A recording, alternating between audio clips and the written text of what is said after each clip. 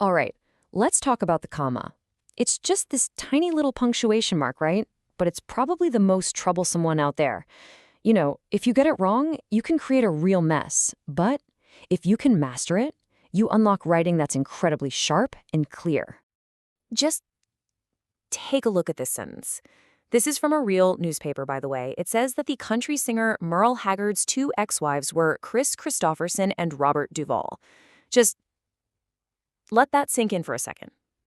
Exactly. Your brain is screaming, wait, what? And you're absolutely right. This is a perfect and honestly hilarious example of what happens when a comma goes rogue. It creates a meaning the writer absolutely did not intend. But here's the good news. We can totally fix this. The comma isn't some random, mysterious symbol.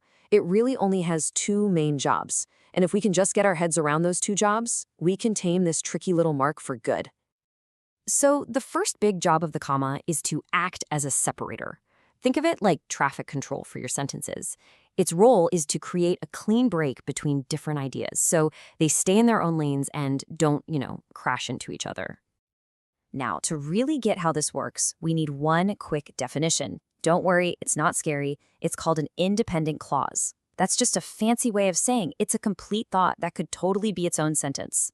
Like, she purchased the car. Bam, that's an independent clause.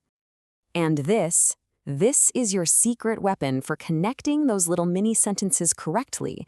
It's the fanboys. These 7 little words, for, and, nor, but, or, yet, so, are pretty much the only words that can join two of those complete thoughts together with just a comma. You're going to want to remember this acronym. It's a game changer. Okay, so here's the key takeaway. You can't just slap a comma between two complete thoughts. That's a super common error called a comma splice. The comma, you see, just isn't strong enough on its own. It needs a buddy, one of those fanboys, to build a proper bridge between the two ideas. Now, this whole separator job has another important gig, dealing with adjectives. When you have a whole string of them describing the same noun, and they're all kind of doing the same amount of work, you need commas to keep them from becoming a jumbled mess. But how do you know if they're equal? Well, there's a super simple test for this. First, try sticking the word and between them. Then, try shuffling them around, changing their order. If the sentence still sounds natural and makes perfect sense, you need commas. Let's actually put this test into action. On the left, could you say, a long and noisy and nauseating flight? Yeah, sounds fine. What about a nauseating, long, noisy flight? That works too. So the test passes. You need those commas. But now look at the balloon. Would you say a bright and red balloon? Or a red, bright balloon?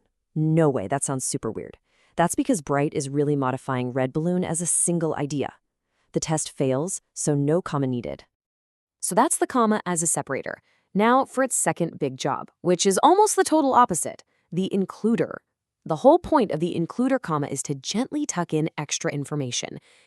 Words or phrases that add some flavor but aren't really essential to the sentence's main point. The best way to think about this is what I call the lift-out test. Just imagine you can literally lift a chunk of the sentence right out. Does the main part that's left over still make complete sense? And does it still mean basically the same thing? If you can say yes to both, then that chunk you lifted out needs to be wrapped in commas. And this example right here is just brilliant. It shows the incredible power of the includer comma. On the left, with no commas, the name Tom is essential. It's telling you which brother I mean, which implies I have a few. But on the right, with the commas, Tom suddenly becomes extra info. The commas are a signal that I only have one brother, and I'm just tossing in his name as a little bonus fact. Those two little commas completely changed my family structure. This whole idea of including non-essential stuff also works at the very beginning of a sentence. You know how we often start with a little phrase that sets the scene before we get to the main point? Think of those as little warm-up acts for the main event.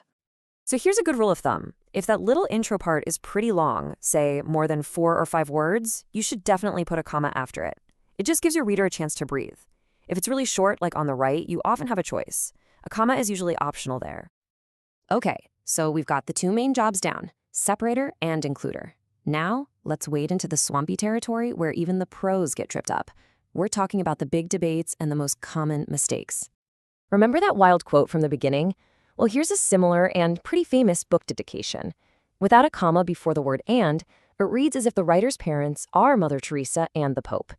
This, right here, is the entire reason the whole debate over the Oxford comma even exists, to stop this exact kind of crazy confusion. So, who's right? Should you use it or not? Well, the answer is, it depends on who you ask. Over in the academic world, style guides like Chicago and APA say, yep, use it every time. But in the journalism world, like the Associated Press, they say to leave it out unless you absolutely need it for clarity, mostly to save space. The real takeaway here isn't about right or wrong. It's about being consistent. Just pick a style and stick with it. All right, now for the big one.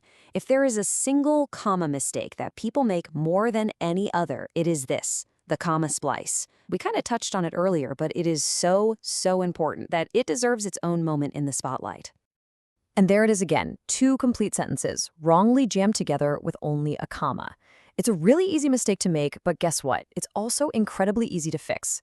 You've got three simple options. Just turn them into two separate sentences with a period, or you can use a stronger semicolon, or, hey, it's our old friend, add a comma plus a fanboy's word. Any of those will work perfectly. So after all this, what's the big picture? It's that the comma isn't just some boring rule you have to memorize for a grammar test. Once you understand its two jobs, the separator and the includer, it stops being a rule and becomes a tool, a really powerful tool. It's basically your superpower for writing clearly. This little mark is what lets you guide your reader. It helps you control the rhythm of your sentences, add important details, and, of course, avoid accidentally claiming your ex-wives are Chris Christopherson and Robert Duvall. So the real question isn't just about where the comma goes. It's about what you want to say and how you can use this simple tool to say it perfectly. So, how are you going to use it?